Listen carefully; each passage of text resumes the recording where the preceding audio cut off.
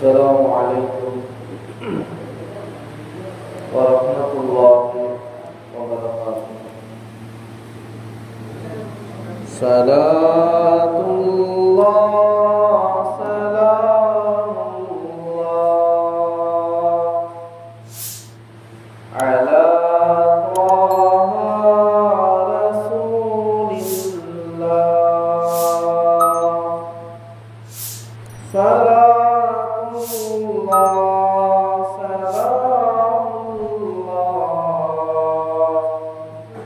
على ياسين حبيب الله. توسلنا ببسم الله وبالهادي رسول الله لكل مجاهد لله بأهل البدر يا الله بأهل البدر يا الله. إلهي سلم الأمة من الآفات والنقمة ومن هم ومن غمة بأهل البدر يا الله بأهل البدر يا الله. صلاة الله سلام الله على طه رسول الله. صلاة الله سلام الله على ياسين حبيب الله على ياسين حبيب الله.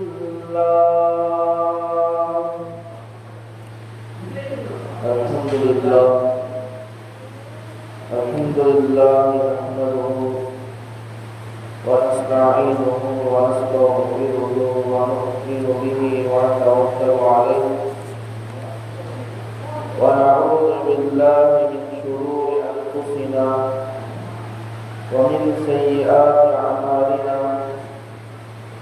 من يهده الله فلا مضل له ومن يضلل فلا هادي له.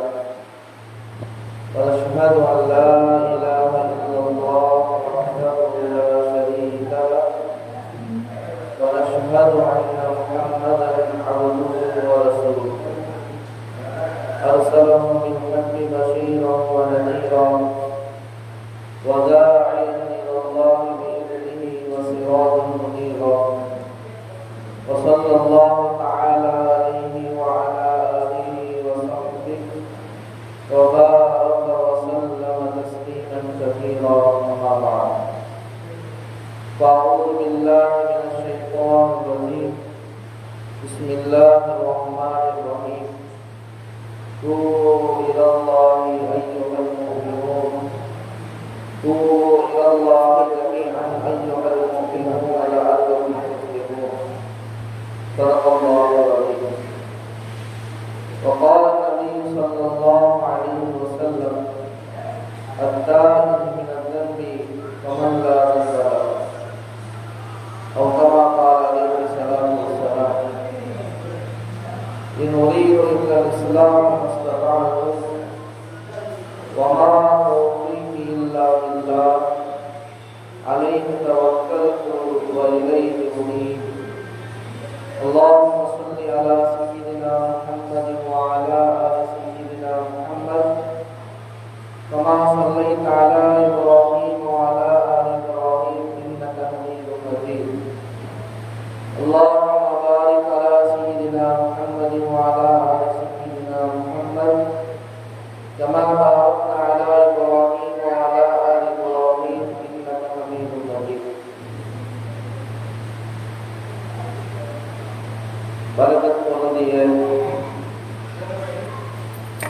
அல்லாஹை பற்றியும் அவனது ரசூலை பற்றியும் பேசப்படக்கூடிய புனிதம் நிறைந்த இந்த மஜ்லிஸில் முன்னிலை வகித்து கலந்து கொண்டிருக்கக்கூடிய சந்தைக்குரிய மக்கா மஸ்ஜித் புத்தகங்கள் மற்றும் ஜமாத்தார்கள் எல்லாம் உள்ள அல்லாஹ்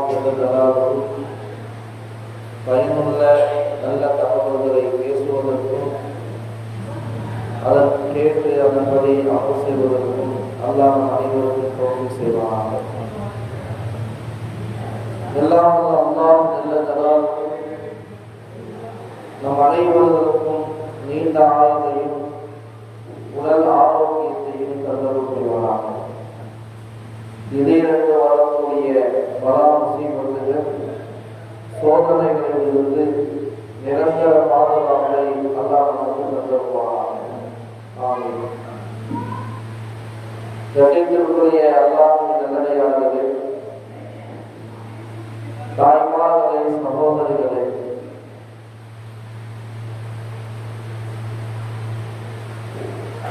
நாம் அனைவரும் இந்த உலகத்தில் பிறந்ததற்கான நோக்கத்தை நாம் விளங்க வேண்டும். எல்லா பொழுதுக்கும் ஒரு நோக்கம் இருக்கிறது. ஒருவர் ஒரு கடையை ஆரம்பிக்கிறார், ஒரு தொழிற்சாலை வைத்து நடந்து கொண்டிருக்கிறார் என்று சொன்னால் ஏனதானோ என்று நடத்த மாட்டார். அதற்கான ஒரு நோக்கம் இருக்கும். அவன் மனிதன் படைக்கப்பட்டதற்கான நோக்கம் என்ன? ஏதோ ஒன்று பிறந்து விட்டோம், உலகில் வாழ்ந்து கொண்டிருக்கிறோம், பிறகு இறந்து போவோம் என்பது அல்ல வாழ்க்கை. நாம் இந்த உலகத்தில் வந்ததற்கான அடிப்படை நோக்கம் என்ன?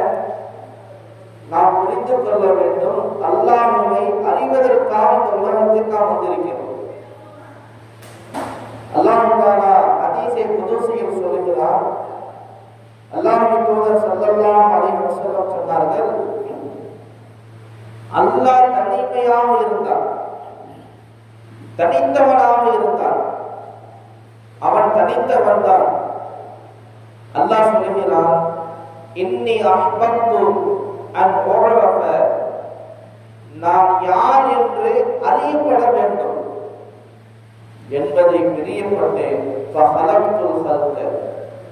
இந்த மனித சமூகத்தை, ஜின்னுடைய வர்க்கத்தை, இந்த படைப்புகளை எல்லாம் நான் படைத்தேன் என்று அல்லாஹ் சொல்கிறார். கண்ணியத்திற்குரியவர்களே, அல்லாஹ் நம்மளை படைத்தது கூட சொல்லும் பொழுது அஹ்பத்து, நான் நேசித்துதான் மனிதனையே படைத்திருக்கிறேன் என்று அல்லாஹ் சொல்கிறான்.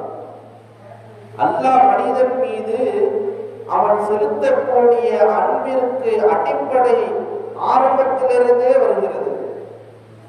அல்லாஹ்வினுடைய பிரியம் நம் மீது இருப்பதன் காரணமாக தான் இந்த உலகத்தில் பிறக்கப்படக்கூடிய எவ்வளவு பொருட்கள் இருந்தாலும் ஒரு மனிதனால் அல்லாஹ் நம்மளை பிறக்க வைத்திருக்கிறார். செடி ஒரு விதைய பூமியில போடுறோம், மரமாக வளருது, இதுவும் அல்லாஹ்வுடைய படைப்பு.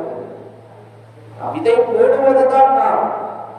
அஅன்தும் தஸரஊனஹு அம் நஹ்னு ஸாலிஹூன், அல்லாஹ் குர்ஆன்ல கேட்கிறார். அந்த விதையை போட்ட பிறகு அதற்காக தண்ணீரை ஊற்றுகிறோம், அதை வளர வைத்தது யார்? நீங்களா நானா என்று அல்லாஹ் கேட்கிறார். கண்ணியத்திற்குரியவர்களே, விஷயத்தை வழங்கணும். ஆடும் அல்லாஹ்வுடைய படைப்பு, மாடும் அல்லாஹ்வின் படைப்பு, ஒட்டகமும் அல்லாஹ்வின் படைப்பு. இந்த படைப்புகளாக அல்லாஹ் நம்மளை ஆக்காமல் ஒரு மனிதனாக அல்லாஹ் இந்த உலகத்தில் பிரவேசிக்க செய்தான், பிறக்க செய்தான். இது எதனுடைய அடையாளம்? அல்லாஹ்வின் அன்பு நம் மீது உண்டானதற்கான அடையாளம். அல்லாஹ் சொல்கிறான், நான் யார் என்று அறியப்பட வேண்டும். அல்லாஹ் என்றால் யார்? அவனுடைய சக்தி என்ன? அவனுடைய குதிரத்து என்ன, அவனுடைய வல்லமை என்ன, அவனுடைய ஆற்றல் என்ன, ஒவ்வொரு மனிதனும் இந்த உலகத்தில் வாழும் பொழுதே விலக்கிவிட்டு செல்ல வேண்டும். அப்படி அல்லாஹ்வை அறிந்து அல்லாஹ்வை பற்றி உண்டான இன்மை தெரிந்து இந்த உலகத்தில் நாம் செல்லும் பொழுதுதான் அந்த அல்லாஹ்வை காணும் பொழுது பேரின்பம் சொல்வோம். ஒரு நபரை பற்றி நமக்கு தெரியாது, ஆனா அவர் அந்த நாட்டினுடைய ஒரு பிரதமராக இருக்கலாம், அல்லது முக்கிய ஒரு சீஃப் கெஸ்டாக இருக்கலாம். ஆனா அவரை பற்றி தெரியாத வரையிலும் ஒரு சமூகத்தால் கண்ணியம் செய்யப்பட மாட்டார். அதே அந்த நபர் ஒரு சமூகத்திற்கு ஒவ்வொரு மக்களுக்கும் அறிமுகம் உள்ளவராக இருந்தால் உடனே கண்ணியம் செய்யப்படுவார், அவரை சங்கை செய்யப்படும். ஏன்? அவரை பற்றி அறிந்ததின் காரணமாக. ஒருவரை அறியும் பொழுதுதான் அவரை பார்ப்பதற்கு பிரியப்படுவோம், ஒருவரை பற்றி தெரியும் பொழுதுதான் அவரிடம் பேசுவதற்கு ஆசைப்படுவோம். சையதுனா மூஸா அலைஹிஸ்ஸலாம் அல்லாஹ்விடத்திலே பேசிக் கொண்டிருந்த ஒரு நபியாக இருந்தார்கள். கல்லமல்லாஹு மூஸா தக்லீமா. மூஸா அலைஹிஸ்ஸலாம் அவர்கள் அல்லாஹ்விடம் பேசும் பாக்கியம் பெற்றவர்கள். அந்த அல்லாஹ்வோடு உரையாடக்கூடிய அந்த உரையாடல் பேச்சுதான் மூஸா அலைஹிஸ்ஸலாம் அவர்களின் உள்ளத்திலே ஒரு தேட்டத்தை உண்டாக்கியது. யா அல்லாஹ், நான் உன்னை காண வேண்டும், நான் உன்னை பார்க்க வேண்டும். இது எப்போது ஏற்பட்டுச்சு? பேச்சினால்தான். இதனால்தான் நபரே தெரியாமல் நாம் ஒருவரிடம் பேசிக் கொண்டிருக்கும் பொழுது நண்பரின் அடிப்படையில், சகோதரத்துவத்தின் அடிப்படையில் வெறும் பேச்சோடு போய் கொண்டிருக்கிறதே, நாம் என்னைக்கு சந்திக்க போகிறோம், நாம் என்று சந்திப்போம், உங்களை சந்திக்கணுமே சொல்லி ஆசைப்படுவோம். பேச்சினுடைய ஆரம்பம் எங்கே முடியும்? பேசப்படக்கூடியவரிடம் முகம் காண வேண்டும், நேருக்கு நேர் சந்திக்க வேண்டும் என்ற ஆர்வத்தை கொண்டு கண்ணியத்திற்குரிய அல்லாஹ்வின் நல்லடியார்களே, அந்த அல்லாஹ்வை அறிவதற்காக வேண்டிய உலகத்தில் நாம் படைக்கப்பட்டிருக்கிறோம். வமா ஹலகத்துல் ஜின்ன வல் இன்ஸ இல்லா லியஅபுதூன். அல்லாஹ் குர்ஆனில் சொல்கிறார், இந்த மனித இனம், ஜின்னுடைய வருகம், இவைகளை நான் படைத்ததின் நோக்கம் என்ன? லியஅபுதூன், என்னை அறிய வேண்டும். யாபுதூனுடைய நேரடி பொருளை எடுத்து நாம் பார்ப்போம் என்றால் என்னை வணங்க வேண்டும் என்று எழுதப்பட்டிருக்கிறோம். இதற்கு விரிவுரையாளர்கள், குர்ஆனினுடைய விரிவுரையாளர்கள், அதிலும் குறிப்பாக ஹதீஸுல் முஃபஸ்ஸிரீன் விரிவுரையாளர்களுக்கெல்லாம் தலைமை வாய்ந்த ஹஜ்ரத் இப்னு அப்துல்லாஹ் இப்னு அப்பாஸ் ரலியல்லாஹு அன்ஹு சொல்லுவார்கள், இதற்கான அர்த்தம் என்ன தெரியுமா? அல்லாஹ்வாகிய என்னை மக்கள் அறிய வேண்டும் என்று அல்லாஹ் இந்த இடத்திலே சொல்கிறார். அல்லாஹ்வை அறிய வேண்டும் என்பதற்கு தான் இந்த லியஅபுதூன் என்பதற்கான பொருள் என்று விளக்கம் சொல்வார்கள். அந்த அல்லாஹ் எப்படிப்பட்டவர்? அவருடைய சக்தி என்ன? சஹாபா ஒரு பெருங்கொண்ட கூட்டம் நபிட்ட வந்து கேட்கிறாங்க, அல்லாஹ் பத்தி சொல்லுங்க. அதனால தான் அல்லாஹ் தஆலா ஒரு சூறாவை இறக்கி வைத்தார். குல், நபியே சொல்லுங்கள், ஹுவல்லாஹு அஹத், அல்லாஹ், அவனுடைய தன்மை என்ன? எப்பா நீ யாரு, நீ எந்த ஊரு, உன்னுடைய அட்ரஸ் என்ன, உன்னை பத்தி சொல்லுப்பா அப்படின்னு நம்ம கேட்கிறோம் தெரியாதவரை பார்த்து. அல்லாஹ்வினுடைய அட்ரஸ் என்ன, அல்லாஹ்வினுடைய விரிவாக்கம் என்ன, அல்லாஹ் என்றால் யார்? இந்த ஒரு சூறா போதுமானது. குல், நபியே நீங்க சொல்லுங்க, அல்லாஹ்னா யார் தெரியுமா? உங்களையும் என்னை படைத்த அந்த ரப்பு ஹுவல்லாஹு அஹத், அவன் ஒருவன், அவனுக்கு லம் யலித் வலம் யூலத். 4 விதமான வார்த்தைகளை அல்லாஹ் சொல்கிறான். முதலாவது அஹத், அல்லாஹ் ஒருவன். இரண்டாவது என்பது இல்லை.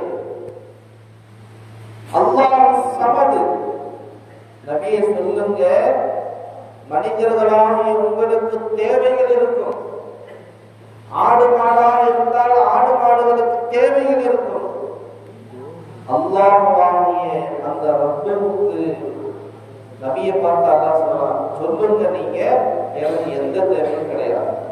தூக்கமா இல்ல, பசியா இல்ல, லா தஅഖுதுஹு சினத்துன் வலா நௌமுன், அல்லாஹ்விற்கு சிறு தூக்கமும் கிடையாது, அல்லாஹ்விற்கு பெரும் தூக்கமும் கிடையாது. நிம்மதியா நைட்ல படுத்து ஃபஜ்ருக்கு எந்திரிக்கிறோம், இது பெரும் தூக்கம். ஜும்மாவுடைய நாள்ல குளிச்சுட்டு மெம்பர் படையில அதிர்த்து ஏறும் பொழுது எவ்வளவு கவனமா கேட்கிற சிந்தனையில உட்காரும், அப்படியே தலைக்கீழ போகுது, படான்னு முடிச்சுக்கிறோம். எந்த தூக்கம் இருக்கே சிறு தூக்கம். இந்த தூக்கம் அல்லாஹ்வுக்கு இல்லை, பெரும் தூக்கமும் அல்லாஹ்வுக்கு இல்லை. சொல்லுங்க, மனிதனாகிறவன் தூக்கத்திற்கு தேவையானவன். தூங்குறன்னு சொன்னா பைத்தியம் முடிச்சிடும். அல்லாஹ் தேவையற்றவன். அடுத்ததாக அல்லாஹ் சொல்லுகிறார், லம் யலிது வலம் யூலது, அல்லாஹ்விற்கு தாய் இல்லை, தந்தை இல்லை. அல்லாஹ்வை யாரும் பெற்றெடுக்கவும் இல்லை, அவன் யாராலும் பெறப்படவும் இல்லை. அல்லாஹ் யாரையும் பெற்றெடுக்கல. அல்லாஹ்விற்கு குழந்தை கிடையாது, அல்லாஹ்விற்கு பெண் பிள்ளையோ ஆண் பிள்ளையோ கிடையாது. அல்லாஹ் யாராலும் பெறப்படவும் இல்லை. இது நாம் நல்லா உணரணும். இன்னைக்கு நான் இருக்கிறேன்னா எனக்கு அப்பா அம்மா இருக்கிறாங்க, எனக்கு பிள்ளைகள் இருக்கிறாங்க, இப்படித்தான் ஒவ்வொரு மனிதனும். ஆனா அல்லாஹ் அப்படி கிடையாது. நாலாவதாக அல்லாஹ் சொல்கிறான், நபியே சொல்லுங்கள், வலம் யகுல் லஹு குஃபுவன் அஹத், அந்த அல்லாஹ்விற்கு நிகர் இந்த உலகில் யாரும் கிடையாது. அல்லாஹ்விற்கு நிகர் இந்த உலகில் யாருமே கிடையாது. லைஸ கமிஸ்லிஹி ஷைஉன், இந்த பூமியிலும் சரி வானுலகிலும் சரி அல்லாஹ்விற்கு நிகர் யாரும் கிடையாது. அப்படிப்பட்டவன் தான் அல்லாஹ். இதுதான் அல்லாஹ்வின் காரணம். அல்லாஹ் என்பதற்கு நம்முடைய ரப்புக்கான விளக்கம். அதனாலதான் குர்ஆன்ல மொத்தம் 114 சூறாக்கள் இருக்குது. இந்த 114 சூறா, ஒவ்வொரு சூறாவுக்கும் என்று பெயர் இருக்குது. சூரத்துல் ஃபாத்திஹா அப்படின்னு சொல்லுவோம், சூரத்துல் பக்ரா என்று சொல்லுவோம். ஏன் சூரத்துல் ஃபாத்திஹா ஒரு அல்ஹம்து சொல்றாங்க? அது ஆரம்ப சூறா, அந்த அடிப்படையில் அதற்கு சூரத்துல் ஃபாத்திஹா நிறைய பேர் இருக்குது. சூரத்துல் பக்ரா, பக்ரான்னு சொன்னா அந்த வார்த்தை அந்த ஜுஸூல அந்த சூறாவுக்கு இல்லை இருக்கும். ஆனா இந்த குல் ஹுவல்லாஹு அஹத் நமக்கு எல்லாம் தெரிந்த சூறா. இந்த சூறாவுக்கான பெயர் என்ன தெரியுமா? இஹ்லாஸ். இஹ்லாஸ் என்பதுதான் இந்த சூறாவின் பெயர். சூரத்துல் இஹ்லாஸ் என்றுதான் சொல்லப்படும். அந்த வார்த்தை இந்த சூறாவில் இருக்காது. ஏன்? அல்லாஹ் தூய்மையானவன், அல்லாஹ் கலப்படமற்றவன் என்பதை பறைசாற்றும் சூறா. அதனாலதான் இந்த சூறாவிற்கு சூரத்துல் இஹ்லாஸ் என்று பெயர் வைக்கப்பட்டது. கண்ணியத்தை குறித்தான அல்லாஹ்வின் நல்லடியார்களே, அப்ப இந்த உலகத்திற்கு நம்ம வந்த நோக்கம் என்ன? அல்லாஹ்வை அறிவது. எப்படி அறிஞ்சுகிறது? அந்த வழிமுறைகளை காட்டிக் கொடுப்பதற்காக வேண்டிதான் அல்லாஹ் ஜல்ல ஜலாலுஹு ஒவ்வொரு சமுதாயத்திற்கும் நபிமார்களை அல்லாஹ் அனுப்பினார். நபிமார்களின் பழக்கம் ஆதம் அலைஹிஸ்ஸலாம் முதற்கொண்டு நபிமார்களின் இறுதி நம்முடைய நபி முஹம்மது ஸல்லல்லாஹு அலைஹி வஸல்லம் அவர்களோடு முடிவுற்றது. நம்முடைய நபிக்கு பிறகு இந்த சமுதாயத்திற்கு வழிகாட்டிகளாக அல்லாஹ் சஹாபாக்களை ஆக்கினார். சஹாபாக்களுக்கு பிறகு அவர்களை பார்த்து வாழ்ந்த தாபீன்களை அல்லாஹ் ஆக்கினார். அந்த தாபீன்களுக்கு பிறகு அவர்களை பார்த்து வாழ்ந்த மக்கள் தபா தாபீன்களை அல்லாஹ் ஆக்கினார். இப்படியாக கியாமத் வரையிலும் இந்த சமூகத்தை வழிநடத்தி செல்லக்கூடிய மக்களாக அல்லாஹ் உலமாக்களை அல்லாஹ் ஆக்கினார். கணித்து புரிந்தார்கள்.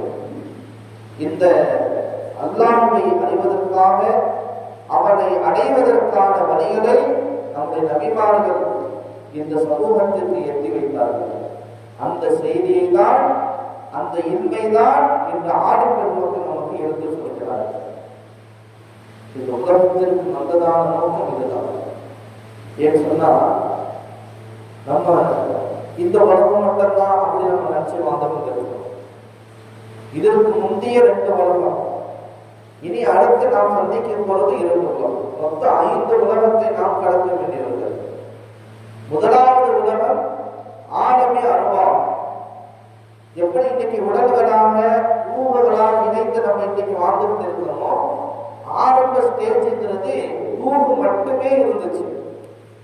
ஆதம் அலைஹிஸ்ஸலாமில் இருந்து இந்த உலகத்தில் அல்லாஹ் யாரை எப்பொழுது எத்தனை பேரை படைப்பானோ அத்தனை பேருடைய ரூஹுகளும் ஒரு மைதானத்தில் அல்லாஹ் ஒன்று திரட்டி வைத்திருந்தான். அந்த சந்தர்ப்பத்தில் தான் அலஸ்து பிரப்பிக்கும், நான் உன்னுடைய ரப்பு இல்லையா என்ற கேள்வி கேட்ட பொழுது, யாரெல்லாம் நீதான் என்னுடைய ரப்பு என்று நாம் எல்லாம் அறிவுறுத்தோம்.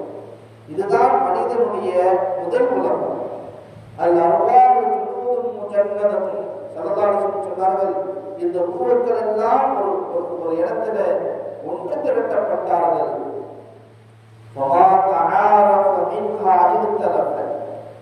அந்த ரூஹுக்கள் மட்டும் இருந்த உலகத்துல நம்ம யாரை பார்க்கணுமோ, யாரோடு உற்சாகம் செஞ்சோமோ, யாரோடு அன்பு செலுத்தினோமோ, இந்த உலகத்திற்கு வந்த பிறகும் அவர்களை காணுவார்கள், அவர்கள் மீது அன்பு வைப்பார்கள், அவர்கள் மீது அவர்களை சந்திப்பார்கள். அந்த ஆன்மாக்கள் உலகத்தில் யாரை பார்த்து முகத்திற்கு கொண்டு போனார்கள், யாரிடம் பேசவில்லையோ, யாரை சந்திக்க நாடு இருந்தும் சந்திக்கவில்லையோ, இந்த துனியா என்ற உலகத்திற்கு வந்த பிறகு அவரை கண்டால் பேச மாட்டார், அவரை கண்டால் கண்டுகொள்ளாமல் சொல்லுவார். ஆனால் அவர் மீது சிலரை பார்ப்போம், நம்மளை அறியாமலே சிலர் மீது நமக்கு ஒரு வெறுப்பு ஏற்படும். சகோதரர்களே, இது எல்லாம் ஆளுமை அருவாக நடந்த செய்திகள். உலகத்தில் வாழ்ந்துட்டு இருக்கும் போது சில நிகழ்வுகள்லாம் பார்க்கணும்னு சொன்னா இது என்னைக்கோ நடந்த மாதிரி தெரியுது. ஒரு கற்பனை, ஒரு சிந்தனை நம்முடைய உள்ளத்திற்கு சிலரை பார்ப்போம், அவரை யாரும் இதுக்கு முன்னாடி நம்ம பார்த்துருக்கோமான்னு சொல்லி தெரியாது, ஆனா எங்கேயோ பார்த்தா மாதிரி இருப்பான், இவர் எங்கேயோ பார்த்த மாதிரி இருக்கு, ஆனா ஏற்கனவே பார்த்துருக்க மாட்டோம். இதெல்லாம் எதனுடைய விளைவுன்னு சொன்னா, எஃபெக்ட் ஆளுமை அருவாவினுடைய விளைவு. இது முதல் உலகம் மனிதனுக்கான. எந்த உலகத்திலிருந்து இரண்டாவது உலகம் மனிதன் டிரான்ஸ்பர் ஆகி வருது, ஆலமே அர்ஹாம், ஒரு தாயினுடைய வயிறு, அந்த கர்ப்பப்பை. இந்த 9 மாத காலம் அந்த மனிதன் ஒரு தாயினுடைய வயிற்றில், ஒரு தாய் சுமந்திருக்கும் ஒரு குழந்தையாக, சிசுவாக அந்த 9 மாத காலம் அந்த மனிதன் தாயினுடைய வயிற்றில் இருக்கிறார். அந்த மனுஷனுக்கான, அந்த பிள்ளைக்கான உணவு, அந்த பிள்ளைக்கான ஆகாரம் எல்லாமே அல்லாஹ்வுடைய பொறுப்பிலிருந்து அந்த தாயினுடைய வயிற்றிலிருந்து செல்கிறது. இது மனிதனுடைய 2வது உலகம். மனிதனுக்கான 3வது உலகம் தான் இந்த துனியா, ஆலமே துனியா. தாயினுடைய வயிற்றிலிருந்து டிரான்ஸ்பர் ஆகி இந்த உலகம் என்ற, இந்த துனியா என்ற உலகத்தில் மனிதன் பிறக்கிறார். இந்த உலகம் எத்தனை காலம்? 60க்கும் 70க்கும் மத்தியில் உண்டான இந்த 3வது உலகமாகிய இந்த துனியாவில் இருந்து டிரான்ஸ்பர் ஆகி மனிதன் செல்லக்கூடிய உலகம் ஆழமே கருத்தது. கபூர்ல போய் இன்னைக்கு மோதாமையும் கபூர்ல போய் அடக்கிறோம். கபூர்ல வைக்கிறது மட்டும்தான் நமக்கு தெரியும்.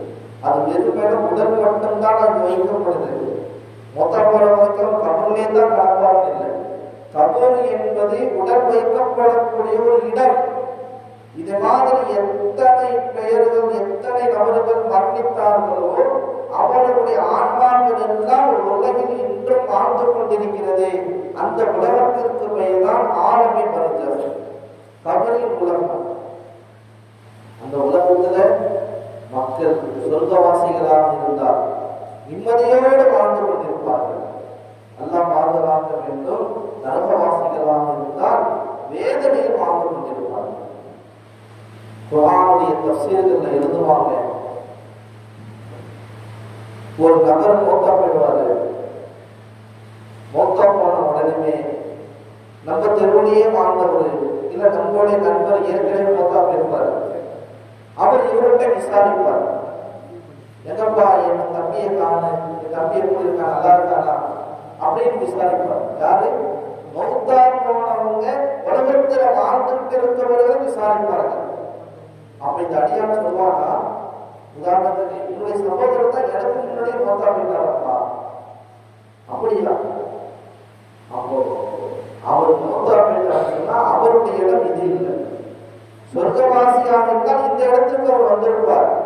அவர் நரகவாசியாக இருந்திருக்கலாம், அதனால் அவர் இங்கு வரவில்லை. இதுதான் வித்தியாசம். அந்த உலகத்தில் சொர்க்கவாசிகளான ஒரு உலகத்தில் நரகவாசிகளான ஒரு பக்கமாக வாழ்ந்து கொண்டிருப்பார்கள். இது மனிதனுடைய 4வது உலகம், மனிதனுடைய 5வது உலகம். அதுதான் இறுதியான உலகம். ரிட்டர்ன் கிடையாது, ஒன்லி சேர்த்தான், நோ ரிட்டர்ன். அதுதான் ஆலமே ஆஃப்டர். மனிதனுடைய கடைசி உலகம், மனிதனுக்கான கேள்வி கணக்கு, மனிதனுக்கான தீர்ப்புகள் எல்லாம் வழங்கப்படக்கூடிய உலகம். எல்லாமே வழங்கப்பட்டு சொர்க்கவாசி சொர்க்கத்திற்கும் நரகவாசி நரகத்திற்கும் சென்ற பிறகு நிம்மதியாக சந்தோஷமாக சொர்க்கவாசியின் சொர்க்கத்தில் நீண்ட காலம் இருந்து கொண்டே போகலாம், முடிவு இல்லாத வாழ்க்கை. நரகவாசிக்கு நரகத்துக்கு போயிடுவாங்க. அவர்கள் வேதனையிலும் கஷ்டத்திலும் நீண்ட காலம் அந்த நரகத்தை வேதனையை சுவைப்பார்கள். அவங்களுக்கெல்லாம் அதற்கு காலமே முடிவே கிடையாது. இப்படிதான் 5 உலகத்தை கடந்து வரக்கூடியவர்கள் தான். இப்ப இருக்கக்கூடிய நம்முடைய உலகம் 3வது உலகத்தில் பயணித்துக் கொண்டிருக்கிறோம். ஒரு விஷயத்தை நம்ம ஞாபகம், மா இந்தக்கும் என்பது ஒமா இந்தல்லாஹி பாக்கி. அல்லாஹ் சொல்லுகிறார், உங்களிடத்துல என்ன இருக்கோ எல்லாமே அழியக்கூடியது. ஒமா இந்தல்லாஹ், அல்லாஹ்விடம் உள்ளது எல்லாமே நிலையானது. இன்னைக்கு நம்ம எப்படி வாழ்றோம்? உலகத்துல நீண்ட காலம் வாழ போறோம். இதுதான் நமக்கான இடம். இந்த உலகம்தான் நம்முடைய வாழ்க்கை அப்படிங்கிற ஒரு கற்பனையை பார்த்துருக்கு. இல்லை சொல்றது, இந்த உலகம் நம்முடைய நிரந்தரமான உலகம் கிடையாது. அந்த எண்ணத்தோடு நாங்கள் வாழணும். எவ்வளவு ஆரோக்கியமாக நாங்கள் வாழ்ந்தாலும், எவ்வளவு செழிப்பாக வாழ்ந்தாலும், அல்லது எவ்வளவு ஏழ்மையில் வாழ்ந்தாலும் எல்லோருக்கும் ஒரு நாள் மௌத்து இருக்கிறது. நிலையான வாழ்க்கை இந்த உலகம் நமக்கு கிடையாது. அப்ப இந்த உலகம் என்னது? அப்படியே இங்க வந்தோம் சொன்னோம் ஆரம்பத்தில், நிலையான ஒரு வாழ்க்கைக்காக, அந்த வாழ்க்கையை தயாரிப்பு செய்வதற்காக தான் இந்த உலகத்துக்கு நம்ம வந்திருக்கோம். ஒரு 10th ஸ்டூடெண்ட் இல்ல 12th படிக்கக்கூடிய ஒரு மாணவன் அல்லது காலேஜ்ல எக்ஸாம் எழுதக்கூடிய ஒரு மாணவன் பரீட்சை ஹாலுக்கு உள்ள போற எக்ஸாம் ஹால்ல 3 hours மட்டும்தான் அவனுக்கு அனுமதி. 3 மணி நேரம் அந்த பரீட்சை ஹால்ல அந்த பையன் எழுதிக்கிட்டு இருப்பான். கரெக்டா 1:10 ஆரம்பிக்குது. 1:15 ஆயிடுச்சுன்னு சொன்னா சூப்பர்வைசர் என்ன செய்வாரு? பேப்பர் கொடுப்பான்னு சொல்லி பேப்பரை வாங்கிடுவார். எந்த அளவுக்கு? 1:15 மணிக்கு முடியக்கூடிய அந்த ஹவர்ஸை பிஃபோராகவே ஒரு 10 நிமிடம் முன்னதாகவே அறிவிப்பு செஞ்சிடுவாரு. மணி 1:05 ஆகிவிட்டது. என்ன அர்த்தம்? உங்களுடைய பேப்பர்களை யாராவது அடிஷனல் வாங்கியிருந்தீங்கன்னு சொன்னா அதை கையெழுத்து கட்டி தயாராக வைத்துக் கொள்ளுங்க, உங்களுக்கான நேரம் முடிய போகுது. இல்லை சார், நான் நிறைய படிச்சிருக்கேன், ஒரு 2 மணி வரைக்கும் உட்கார்ந்து எழுதுறேன் அப்படின்னு சொன்னா, நீ பாட்டுக்கு எழுதுப்பா, நான் போயிட்டு வரேன்ட்டு ஆஃபீஸ் பர்சன் போயிடுவார். அவனுக்கான நேரம் 3 மணி நேரம் மட்டும்தான். அந்த 3 மணி நேரத்தில் அவனுக்காக கொடுக்கப்பட்ட அந்த கொஸ்டின் பேப்பரில் உள்ள ஆன்சரை அவன் எப்படி அதில் எழுதுகிறானோ அதனுடைய விளைவுதான் அவனுக்கான ரிசல்ட் அறிவிக்கக்கூடிய தேதியில் ஏற்படுகிறது. அதே போலதான் இந்த உலகம் நான் இந்த துனியா என்ற உலகத்தில் எப்படி என் வாழ்க்கையை நான் அமைத்துக் கொள்கிறேனோ, என்னுடைய நடைமுறைகளை என்னுடைய அமல்களை நான் எப்படி ஆக்கிக் கொள்கிறேனோ அதனுடைய ரிசல்ட் தான் நாளைக்கு வறுமையில் எனக்கு வெளிப்படும். கணித குறித்தாளர்களே, இந்த உலகம் நிரந்தரமானது அல்ல. இந்த உலகம் தற்காலிகமானது, நிலையானது அல்ல. இது நாம முதல்ல புரிஞ்சுக்கிறோம். இரண்டாவது செய்தி, அல்லாஹ் நமக்கு மனிதனாக பிறக்க வைத்து ஒரு உயர்ந்த ஒரு நேமத்தை அல்லாஹ் நமக்கு தந்திருக்கான். அது என்ன நேமத்து?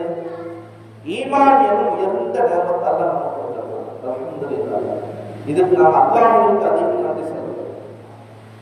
இந்த ஈமானுக்கு அடுத்து நாம் அல்லாஹ்வை கேட்க வேண்டியது என்ன? எல்லோரும் நாம் அல்லாஹ்விடத்தை கேட்க வேண்டியது என்ன? இப்ப நம்ம முஸ்லிமா இருக்கிறோம், அல்லாஹ்வை ஈமான் கொண்ட மக்களாக இருக்கிறோம், நபிமார்களை ஈமான் கொண்ட மக்களாக இருக்கிறோம், மலக்குமார்கள், அல்லாஹ்வினால் அருளப்பட்ட வேதங்கள், நாளைக்கு கபர் இருக்குது, மௌத்துன்னு ஒன்று இருக்குது, அல்லாஹ் நாளைக்கு மறுமையில நம்மளை எழுப்புவான், கேள்வி கணக்கு கேட்பான், நல்லது தீயது எல்லாம் அல்லாஹ்வின் நாட்டப்படி நடக்குதுன்னு சொல்லி ஈமான் பண்றோம். இந்த ஈமானுக்கு அடுத்து நாம் அல்லாஹ்விடம் கேட்க வேண்டிய உயர்ந்த நேமத்தை என்னன்னு சொன்னா, அல்லாஹ்விடத்துல ஆரோக்கியத்தை கேட்கணும். என்ன கேட்கணுங்க? வீடு கொடுன்னு கேட்கக்கூடாது, அதெல்லாம் அப்புறம்தான். யாரெல்லாம் எனக்கு அதிகமா காசு பணத்தை கொடு இல்ல, யாரெல்லாம் எனக்கு அதிகமா புள்ளப்பட்டிகளை கொடு இல்ல. இதையெல்லாம் கேட்பதற்கு முன்னால் அந்த ரப்பிடத்தில் நாங்களும் நீங்களும் கேட்க வேண்டிய ஒரு நியமத் ஆரோக்கியம். உடல் ஆரோக்கியத்தை அல்லாஹ்ட்ட கேட்கணும். சொத்து நிறைய இருக்கு, படுத்த படுக்கையில கிடக்காது, இவருக்கு ஏசி ஒத்துக்குமா? ஏசி ஆஃப் பண்ணுகிறாரு. எனக்கு பெட்டு சூடா இருக்கு, பாய போடுங்கிறாரு. சுவையான பிரியாணி இருக்கு, எனக்கு கொலஸ்ட்ரால் வெள்ள சோறு போடுங்கிறாரு. சுவையான டீ மனைவி போட்டு வச்சிருக்கிறார், சுகர் போடாதுங்கிறாரு. என்ன இல்ல, சொத்து இருக்கு, மனைவி இருக்கா, பிள்ளைகள் இருக்கிறாங்க, அழகான வீடு இருக்குது. இந்த நேரத்தை அனுபவிக்கக்கூடிய உடல் ஆரோக்கியம் இல்லை. நாங்க என்ன கேட்கணும்? குடிச வீடா இருக்கு, யாரெல்லாம் எனக்கு மாடி வீடு கொடுத்தது இல்ல, யாரெல்லாம் நான் மரணம் வரையிலும் எனக்கு ஆரோக்கியத்தை கொடு. அல்லாஹ்விட நோயை கேட்கக்கூடாது, அல்லாஹ்விடத்துல கஷ்டத்தை கேட்கக்கூடாது, அல்லாஹ்விடத்துல சோதனை கேட்கக்கூடாது. யதார்த்தமான சோதனை வருது, உடம்பு சரியில்லாம போகுது, கிட்னி ஃபெயிலியர் போகுது, ஹார்ட் அட்டாக் ஏற்படுது, தலைவலி ஏற்படுது. இது அல்லாஹ்வின் புறத்திலிருந்து ஒவ்வொரு அடியாளுக்கும் ஒரு நோய் வருந்தான். இது தற்காலிகமானதானே தவிர நிரந்தரமாக அல்லாஹ் கொடுக்க மாட்டான். ஒரு சோதனை, அல்லாஹ் ஒரு சோதனையை கொடுத்து அவன் பாவத்தை மன்னிக்கிறதுக்காக எல்லாம் திறந்து கொடுப்பான். தலை வலிக்குது, பாவம் மன்னிக்கப்படுது. போயிட்டே இருக்கிற காரணம் முழு குத்திருச்சு. சரதாரம் சொன்னாங்க, ஒரு மனிதனுக்கு முழு தைப்பதும் முழு குத்துவதும் அந்த அடியாவுடைய பாவம் மன்னிக்கப்படுது. செல்லு ஜோப்புல தான் வச்சிருப்போம், இல்ல பைக் சாமியை பள்ளிக்கு துவக்கும் போது கூட்டிட்டு ஜோப்புல வச்சு திடீர்னு காரணமே பதறுவோம். இந்த பதறத்துக்கும் பாவம் மன்னிக்கப்படுது. வீட்டுக்காக, மனைவிக்காக, பிள்ளைக்காக, அக்கா அம்மாக்காக ஓடி போய் உழைச்சிட்டு கலைப்போட வராது, பையனுக்கு போயிட்டு கலைப்போட வராது, வேலைக்கு போயிட்டு கலைப்போட வராது. இந்த கலைப்புக்கும் ஒரு அடியாருடைய பாவம் மன்னிக்கப்படும். சகோதரர்களே, நாம் அல்லாஹ்விடம் கேட்க வேண்டியது என்ன? ஆரோக்கியத்தை அல்லாஹ்விடம் கேட்கணும். அதுதான் அசல். ஈமானுக்கு பிறகு நாங்கள் கொடுக்கப்படக்கூடிய உயர்ந்த நியமத் ஆரோக்கியம். அந்த ஆரோக்கியமும் அந்த ஈமானும் நிலையாக நம்மளிடம் இருப்பதுக்கு என்ன செய்கிறது? அல்ஹம்துலில்லாஹ், அல்லாஹ்வுக்கு நன்றி செலுத்துவது. அதனாலதான் தூங்கி எச்சங்களுக்கு முதல் வார்த்தை அல்ஹம்துலில்லாஹ். அல்ஹம்துலில்லாஹ் இல்லதி அஹ்யானா பாதமா அமாத்தனா வ இலைஹி நுஷூர் சொல்லி போகிறோம். சாப்பிட்ட பிறகு நன்றி செலுத்துவது, அல்லாஹ்வுக்கு நன்றி நன்றி செலுத்தக்கும் அடியார்களாக நாம் இருந்தால் இந்த ஈமான் கிடைச்சதுக்கு அல்லாஹ்வுக்கு நன்றி செலுத்த, அந்த ஆரோக்கியம் கிடைச்சதுக்கு அல்லாஹ்வுக்கு நன்றி செலுத்த. ஒரு நோயாளியை பார்க்கிறோம், அந்த நோயாளியை சந்திக்கும் போது ஸல்லல்லாஹு அலைஹி வஸல்லம் ஒரு துஆ சொல்லி கொடுத்தாங்க. அந்த துஆவை ஓதும் போது அந்த ஹதீஸு கீழே விளக்க எழுதுறாங்க, வாயை திறந்து ஓதக்கூடாது, மனசுக்குள்ளார ஓதணும். அல்ஹம்துலில்லாஹில்லதீ ஆஃபானி மிம்ம தலாக பிஹி வஃதலனி அலா கஸீரி மிம்மன் ஹலக தஃலீலா. இந்த ஒரு துஆ திருமிதில இந்த துஆ பண்ணுவோம். இந்த துஆ ஓதுனா என்ன கிடைக்கும்? ஒருத்தர் கீழே வந்து அடிபட்டார், சந்திக்கிறோம். நோயாளி சந்திக்கிறது இபாதத், வணக்கம். 70 வருட நரகத்தை விட்டும் தள்ள வைக்கப்படுகிறார். யாரு? நோயாளி நலம் விசாரிக்க போனா நரகத்தை விட்டால நம்மளை பாதுகாக்கணும். நோயாளியை சந்திச்சா அந்த நோயாளியை பார்த்து நாம சொல்லணுமே, எங்களுக்கு ஆமது வாசனைங்க. மலக்குமார்கள் ஆமீன் சொல்லுவாங்க. நோயாளி துவா செய்யும் பொழுது மலக்குமார்கள் ஆமீன் சொல்லுவாங்க. அவருடைய துவா உடனே அல்லாஹ்விடத்துல கபூலாகும். அப்ப இந்த துவாவை வந்து ஓதுனா என்ன கிடைக்கும்? ஸல்லல்லாஹு அலைஹி வஸல்லம் எந்த நோயாளியை பார்த்து இந்த துவாவை நாம் ஓதுவோமோ எங்களுடைய மௌத்து வரையிலும் அந்த நோய் எங்கள் வாழ்க்கையில் வருவதை விட்டு அல்லாஹ் பாதுகாப்பான். இதெல்லாம் மனப்பாடம் செஞ்சு நாம வச்சுக்கணும். மக்கள் அங்கே அடிபடுறாங்க, வீடு இடிக்கப்படுது, அல்லாஹ்வை இப்படியான எவ்வளோ செய்திகள் கேட்கிறோம் நம்முடைய காதுகள்ல. உடனே இந்த துவாவை ஓதி கணித்து குறித்தான் அல்லாஹ்வை உடனடியாக இந்த உலகத்திற்கு வந்ததற்கான நோக்கத்தை நாம் தெரியும். அவன் இரண்டே விஷயம், ஒன்று அல்லாஹ்வின் ஏவல், இன்னொன்று அல்லாஹ்வின் தடுத்தல். அல்லாஹ்வின் ஏவலை எடுத்து நடப்பதற்கு பெயர் தக்குவா. அல்லாஹ்வின் ஏவலை செய்யாமல் நாம எங்க இஷ்டத்துக்கு நாம வாழ்றதுக்கு பெயர் தான் பாவம். அல்லாஹ் சொன்னதை செய்யறதுக்கு பேரு நன்மை, அல்லாஹ் சொன்னதை விட்டும் தவிர்ப்பதற்கு பெயர் தான் பாவம். இன்னைக்கு எங்களுக்கான முசீபத்து, சோதனை எல்லாம் எதை கொண்டு ஏற்படுது? பாவத்தை கொண்டுதான். நாம செய்யக்கூடிய பாவத்தை கொண்டுதான் ஏற்படுது. முசீபத்தின் எந்த ஒரு சோதனையாக இருந்தாலும் அது நீங்கள் உங்கள் கரத்தால் ஏற்படுத்திக்கொண்டது என்று அல்லாஹ் சொல்கிறார். எனவே அந்த பாவத்தை விட்டு நம்முடைய வாழ்க்கையில் தௌபா செய்யும். அல்லாஹ்விடத்தில் மன்னிப்பு கேட்கிறது. அல்லாஹ்வின் மஃபிரத், அல்லாஹ்வுடைய மன்னிப்பு விசாலமானது. எனவே நாம் இந்த உலகத்தில் வாழும்போது உயர்ந்த லட்சியத்தோடு வாழணும். இந்த உலகம் நமக்கு தற்காலிகம், இந்த உலகம் நமக்கு நிரந்தரமானது இல்லை என்ற சிந்தனையை உள்ளத்துல ஆழமாக பதிய வச்சுதான் இந்த உலகத்தில் நாங்கள் ஒவ்வொரு செயலையும் நடைமுறைப்படுத்துறோம். நாங்கள் சம்பாதிக்கிறது, நாங்கள் வீட்டுக்கு பொருள் வாங்கி தரது எல்லாமே நமக்கு ஹலால். எல்லாம் எல்லாமே நன்மையாக வச்சிருக்காங்க. வீட்டுக்கு தக்காளி எல்லாம் வாங்கிட்டு வாங்குறாங்க, எண்ணெய் எல்லாம் வாங்கிட்டு வாங்குறாங்க, வெள்ளிக்கிழமை ஆட்டை வச்சு வாங்கிட்டு வாங்குறாங்க. இப்படியா வீட்டுக்கு நீங்க செலவு செய்றீங்களே, ஸல்லல்லாஹு சொன்னாங்க, ஒரு அடியான் நன்மையை நாடி தன் குடும்பத்தாருக்கு செலவு செய்வான் என்றால் ஒவ்வொரு சதக்கட்டும் அதுக்கு சதக்கா சொல்றாங்க. ஒரு கிலோ வெங்காயம் எவ்வளவா? இப்போ மதிவாமைக்கு இது கலக்காரம் 20 ரூபாங்க, 40 ரூபாங்கிறாரு.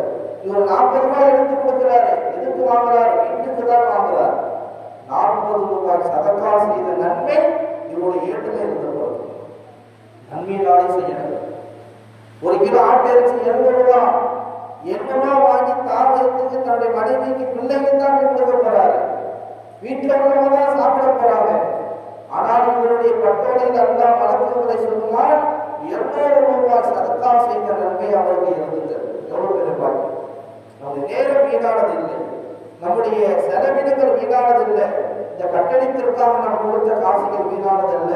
இந்த கட்டணத்திற்காக நாம் கொடுத்த நேரங்கள் வீணானதில்லை. நம்முடைய வாழ்க்கையில ஒரு மூமின் செய்யக்கூடிய ஒவ்வொரு நல்ல அமல்களும் ஒவ்வொரு அமலும் அதற்கு கூலி கிடைச்சிக்கிட்டே தான் இருக்கும். அதனாலதான் சிலதான் சொன்னாங்க, நன்மையான விஷயத்தில் எதையுமே லேசாக்குறாரு.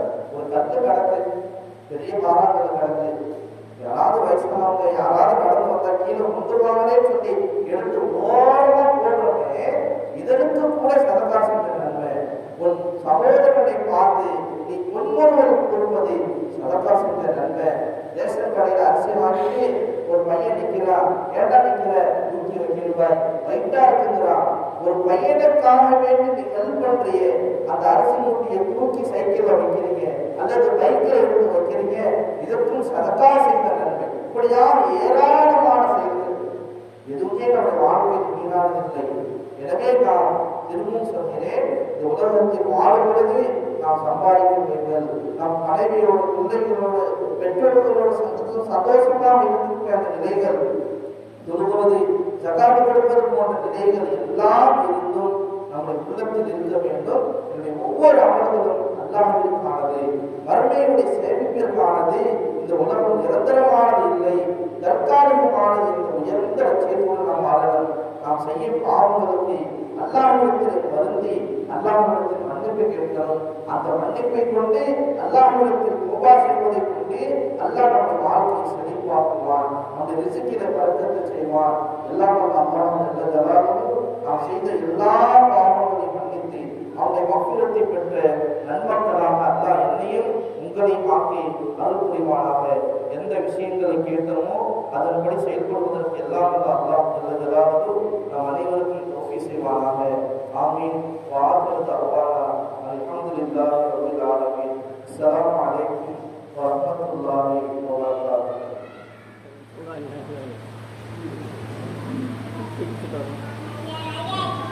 அல்ஹம்துலில்லாஹி ரப்பில் ஆலமீன். அல்லாஹும்ம ஸல்லி அலா சய்யிதினா முஹம்மதின் வ அலா ஆலி சய்யிதினா முஹம்மதின் வ பாரிக் வ ஸல்லிம் அலைஹி. ரப்பனா அலைக தவக்கல்னா வ இலைக அனப்னா வ இலைக்கல் மஸீர். ரப்பனா லா துஸிக் குலூபனா பஅத இذ ஹதைதனா வ ஹப் லனா மின் லதுன்க ரஹ்மah இன்னக அன்தல் வஹ்ஹாப்.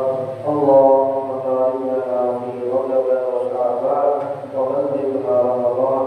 ربنا آتنا في الدنيا حسنة وفي الآخرة حسنة وقنا عذاب النار.